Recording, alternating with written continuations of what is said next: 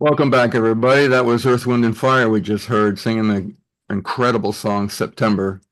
And the music we're listening to today was picked by our guest, Rich Ezra. So we're getting first class look at his taste in music, which is very good.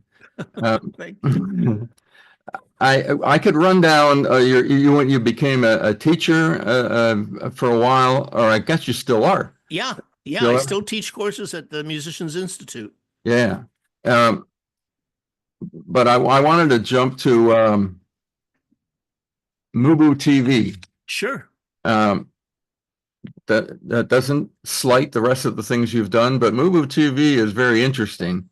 Um, can you explain where it came from? And you have a partner, Eric Knight, in Yeah, MUBUTV. yeah. And it stands for Music Business TV, right? Music Business Television. Yeah, MUBUTV, Music Business Television. Yeah. How is all of that going? It's going good. We're in the middle of, we talk to many people, including people and that's coming out in the new year, those interviews that we did. And where I got the idea is, I've always been a teacher. I've been a teacher for 40 years. And, Mike, as well as I do, that this business is so radically different. And the challenges and the systems that you need to know about today are totally different than they were many, many years ago. And the biggest change, I think, for artists is that artists today, I believe, have to take their career to a certain level on their own. As opposed to in the past when there were systems in place with management, with labels, with publishers, but only for those very lucky few who got the record deal, who got signed to the A&M or IRS or Arista. And, you had to be signed in order to even make a record. Well, we don't live in that world anymore. So my whole thing around doing this and Eric too, is that, Eric is an educator as well, and he is also a manager. And the whole vision that we have is that we want to educate, we want to empower artists in their own careers, because what's demanded of artists today, if you want to be a successful artist today, what is demanded of you, especially in the early part of your career, is a lot more intense than it was 10, 15 years ago. A lot more. You have Do to you do a ever, lot more. I know you don't do this, but I'm going to ask it anyway. Okay. Do you ever think when you're talking to students who are just starting out, do you ever think of telling them don't do it because of the industry the way it is now, no matter what it takes to get heard? It's, in other words, they may be very talented, but the whole other side of what now has to happen is kind of scary, I would say. Have you ever thought telling somebody, look, just go be a doctor or something like that?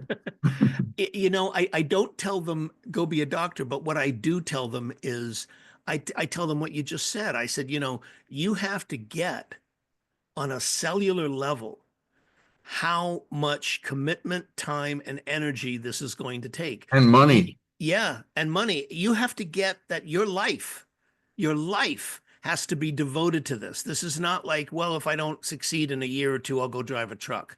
Because, it may take several years for you to Mhm. succeed, and there are so many factors involved. It's not just great songs or just good performances.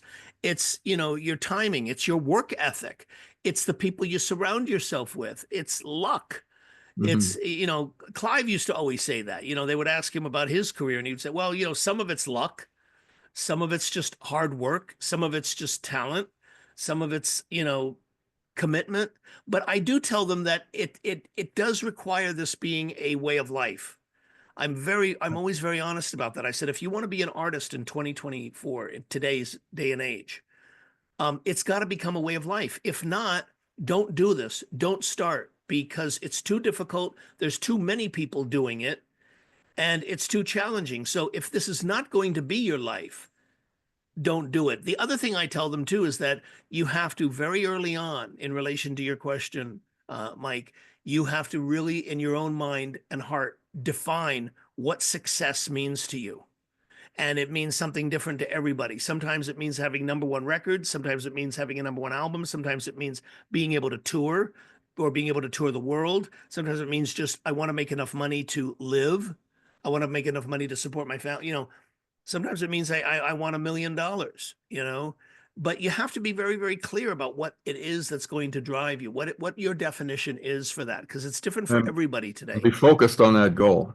Absolutely, yes, You used to, absolutely. I used to talk to artists, and I would never tell them not to do something, but I would make sure they understood basically what you just said, which is if your career starts moving, over here you got the working up to that point. If you get to the point where you start getting airplay, things start happening, pretty much assume for the next 2 years you won't see your family because it used to. I don't know how it stands now and with everything that's going on, but once it started rolling, you guys like me were sitting in offices going, yes, they'll be there at noon. Yes, you were setting stuff up. They had to do it. If they stopped, the record would stop and everything you're working for would stop. That's So right. it would take about 2 years, and when you finally get to go home, hopefully by then you got a career where you can control it a little more. Yeah, absolutely. I totally agree. I mean, you're seeing a lot of that now with certain artists, like Chapel Roan is an artist that's blowing up. And one of the things that's made it, interesting or controversial about her is that she has really discovered exactly what you just said. Her Mm, career has started to blow up, and the demands on her time are literally overwhelming to her. And mhm. she is pushing back on that and saying, my mental health is going to give way if I have to continue at this pace. And that's the part that I think a lot of people don't get when they achieve, like you said, when they achieve success and a record starts happening. The demands for appearances, for interviews, for endorsements, for God knows, I mean, the list goes on and on and on.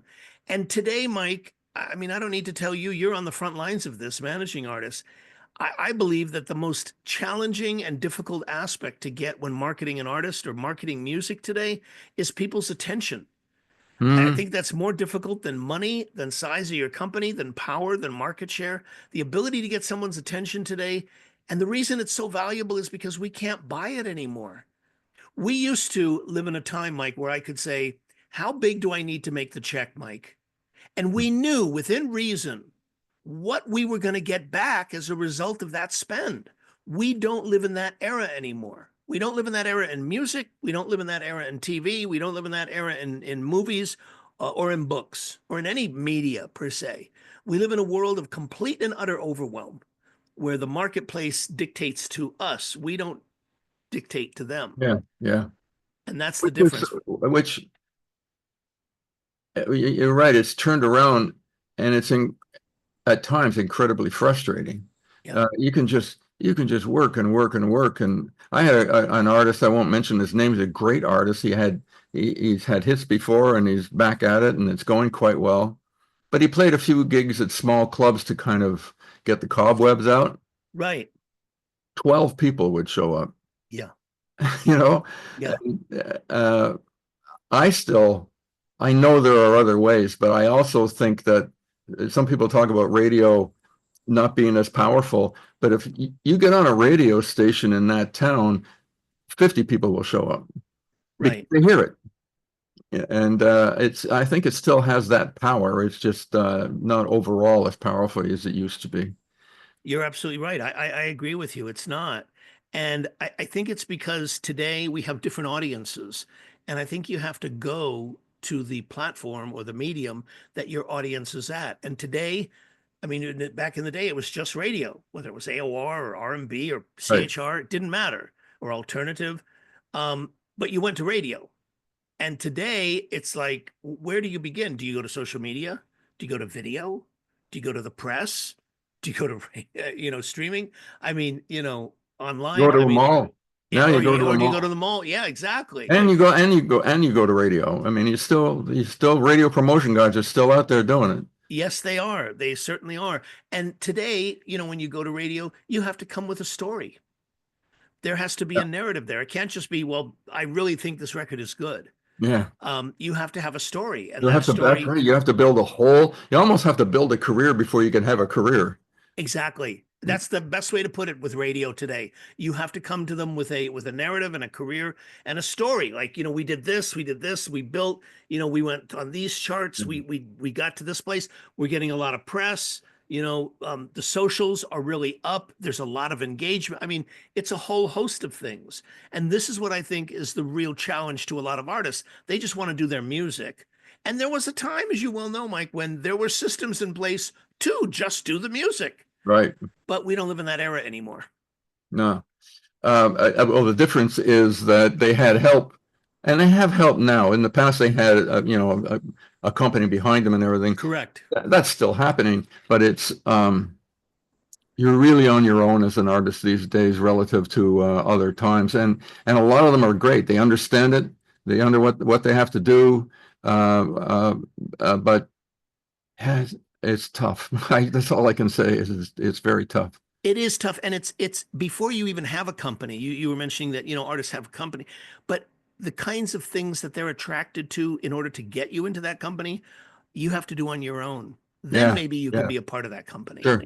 Well, we're going to pop off for another commercial. We're going to listen to a fellow Canadian, Katie Lang, and on her great song, Constant Craving.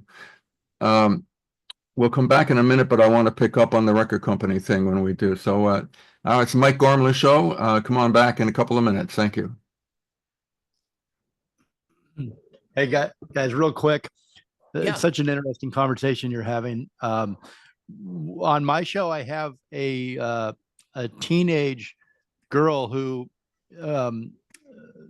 supplies her top 10 every week to the Radio Indie Alliance charts, Mark Platt's thing. But she tells me each week where she gets her music is off of the 30-second TikTok videos.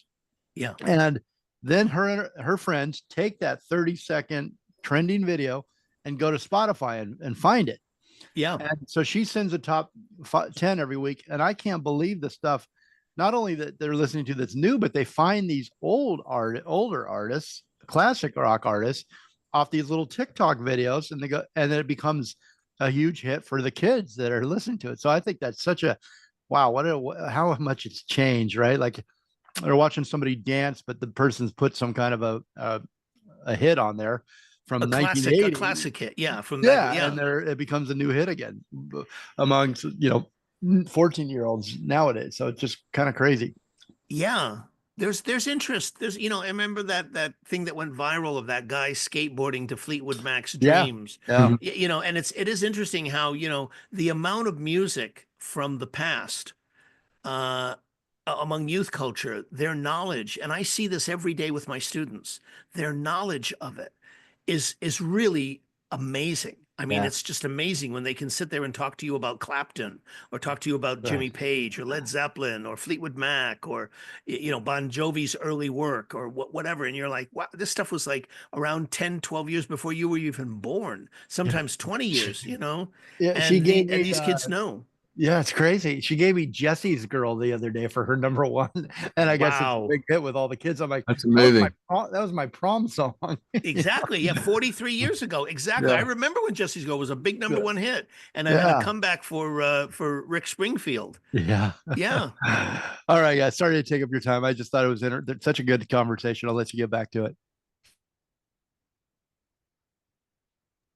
Are you ready, Mike? Yep.